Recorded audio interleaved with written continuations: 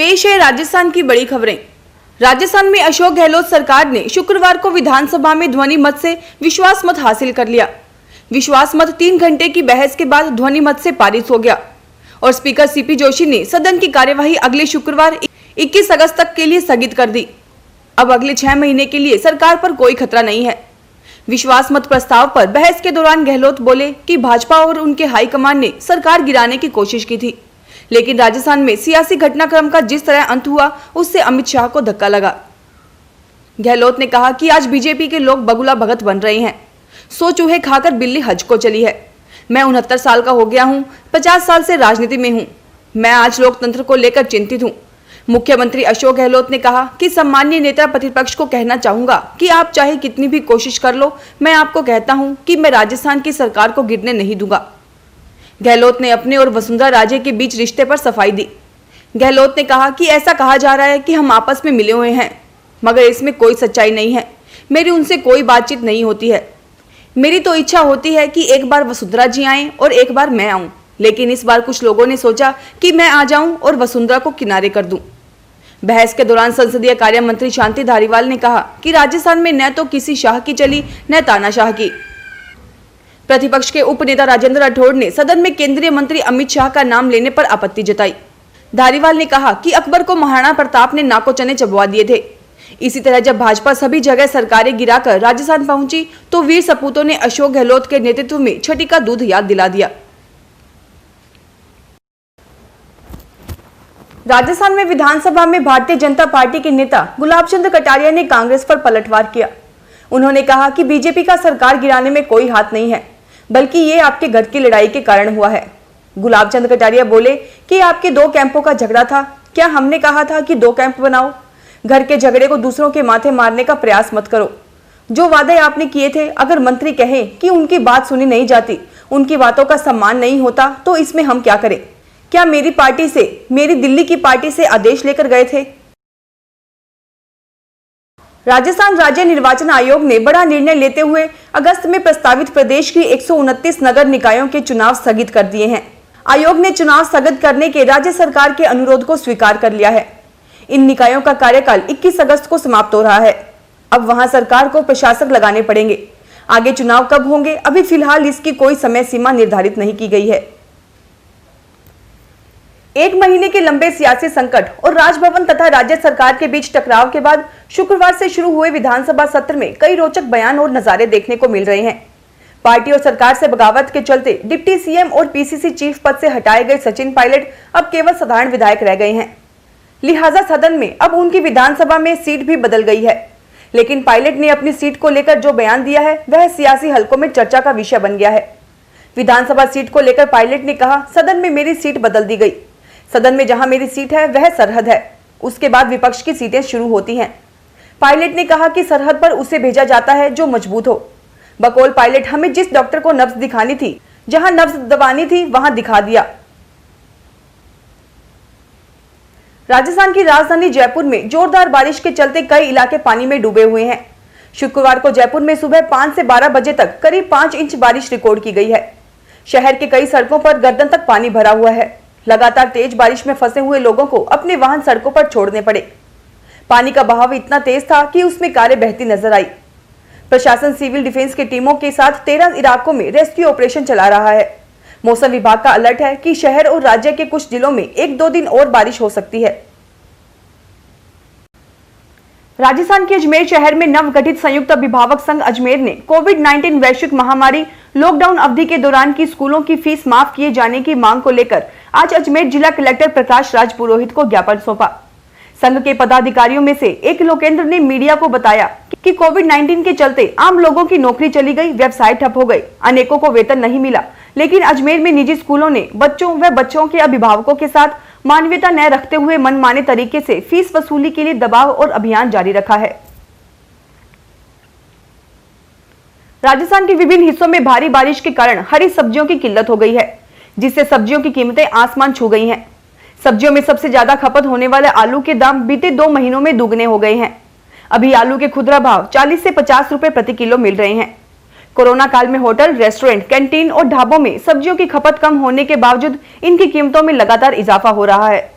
टमाटर के भाव एक सप्ताह पहले थोड़ा नरम हुआ था, लेकिन फिर टमाटर के दाम में इजाफा हो गया है।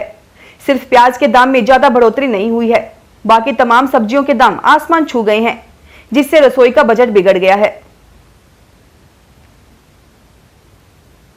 विधानसभा में आज मुख्यमंत्री अशोक गहलोत ने कहा कि कई नेता छुपकर दिल्ली गए और सीएम बनाने की रेस शुरू कर दी। सीएम ने कहा कि अमित शाह के सपने में भी सरकारें आ रही हैं, लेकिन मैं सरकार गिरने नहीं दूंगा। आपके लोगों ने आजादी की लड़ाई में कुछ नहीं किया। इंदिरा गांधी भी चुनाव हार गई थी। जिस दिन जनता का मूड हुआ, दिल्ली में क्या होगा पता भी नहीं चलेगा। अशोक गहलोत ने कहा कि जिन मंत्री का नाम था वो ऑडियो टेप में आ गया, लेकिन आप सफल नहीं हो पाए। आपके हाईकमान का आदेश था, इसलिए सरकार गिराने की कोशिश की। ये सच पूरा देश जानता है। आपने अरुणाचल, कर्नाटक, मध्य प्रदेश में क्या किया पूरा देश जानता है। इस देश में सिर्फ 2 लोग ही राज कर रहे हैं। दिल्ली में किसी मंत्री को कोई नहीं पूछ रहा है। अशोक गहलोत ने कहा कि आज प्रधानमंत्री नरेंद्र मोदी कोरोना की लड़ाई में हमारे राज्य की तारीफ कर रहे हैं, लेकिन सदन में बीजेपी के नेता उसकी आलोचना कर रहे हैं। बीजेपी ने राज्य की सरकार गिराने की कोशिश की है। जयपुर में भारी बारिश का असर विधानसभा सत्र पर भी पड़ा है।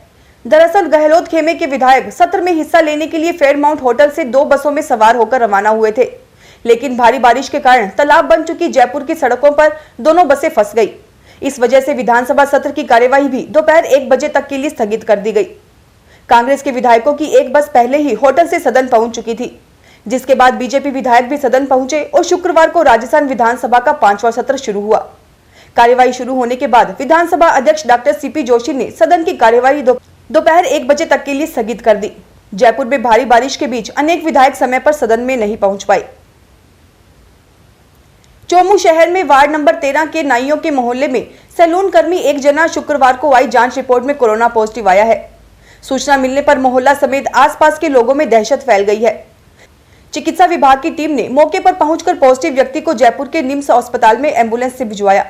वहीं उसके संपर्क में करीब 34 जनों को होम क्वारंटाइन किया गया है। जानकारी के अनुसार सामुदायिक स्वास्थ्य केंद्र चोमू की आरआर टीम ने 3 दिन नगर पालिका क्षेत्र के सैलून व ब्यूटी पार्लर संचालकों एवं कर्मियों समेत 94 जनों की कोरोना जांच के नमूने लिए थे। राजस्थान के पूर्व उप मुख्यमंत्री सचिन पायलट ने हालिया सियासी घटनाक्रम को लेकर विपक्ष की आलोचनाओं पर पलटवार करते हुए खुद को सबसे मजबूत योद्धा बताया और कहा कि वे विपक्ष के हमलों से सत्ता पक्ष को हर कीमत पर सुरक्षित रखेंगे। पायलट ने सदन में सरकार की ओर से लाए गए विश्वास मत पर प्रस्ताव पर बहस के दौरान हस्तक्षेप करते हुए यह बात कही। बसपा से कांग्रेस में कई 6 विधायकों के मामले में शुक्रवार को हाईकोर्ट में बहस पूरी हो गई। अदालत सोमवार को फैसला सुनाएगी। बसपा विधायकों के कांग्रेस में शामिल होने के लिए विधानसभा स्पीकर सीपी जोशी ने 18 सितंबर 2019 को मंजूरी दी थी। भाजपा विधायक मदन दिलावर ने इसे कोर्ट में चुनौती दी थी। दिलावर की दलील थी कि विधायकों की मजदूर के स्पीकर के आदेश पर रोक लगाई जाए और आखिरी फैसला होने तक 6 विधायकों के वोटिंग राइट्स पर भी स्टे लगाया जाए। इस मामले में खुद बसपा ने भी अर्जी लगाई थी। उनका कहना था कि बागी विधायकों को विधानसभा की कार्यवाही में शामिल नहीं होने दिया जाए। बसपा विधायकों के मामले में मदन दिलावर ने सुप्रीम कोर्ट में भी पिटीशन लगा रखी है। गुरुवार को सुनवाई करते हुए सुप्रीम कोर्ट ने कहा कि हाई कोर्ट इस मामले की सुनवाई कर रहा है, इसलिए हम दखल नहीं देंगे। सुप्रीम कोर्ट में भी अगली सुनवाई सोमवार को होगी। सरकारी अधिकारियों के पास बेशुमार दौलत होना माना जाता है। भारतीय प्रशासनिक सेवा के अफसरों का तो कहना ही क्या, इन्हें आम लोग वर्तमान में भी राजा मानते हैं। राजस्थान में अनेक आईएएस अफसर करोड़ों की संपत्ति के मालिक हैं। अतिरिक्त मुख्य सचिव स्तर के 17 अधिकारियों की ओर से दाखिल किए गए अचल संपत्ति विवरण आईपीआर को देखने से पता चलता है कि इनमें से हर एक के पास औसतन करीब 2 करोड़ रुपए की कीमत के भूमि भवन है। सरकार को दिए गए विवरण के अनुसार अतिरिक्त मुख्य सचिव स्तर के अधिकारियों में सर्वाधिक अचल संपत्ति 1985 बैच के आईएएस मधुकर गुप्ता के पास है।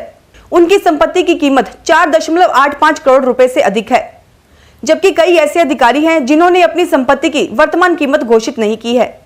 इनकी संपत्तियों में कई उनके खुद के नाम पर हैं, तो कई पत्नी और कई अन्य रिश्तेदारों या साझेदारों या परिजनों के नाम से हैं। मुख्यमंत्री अशोक गहलोत ने स्वतंत्रता दिवस के अवसर पर प्रदेशवासियों को हार्दिक बधाई और शुभकामनाएं दी हैं। गहलोत ने कहा कि यह दिन हमें देश की आजादी के लिए अपना तन मन धन न्यौछावर करने वाले महान स्वतंत्रता सेनानियों के संघर्ष, त्याग, समर्पण और उनकी शहादत को याद दिलाता है।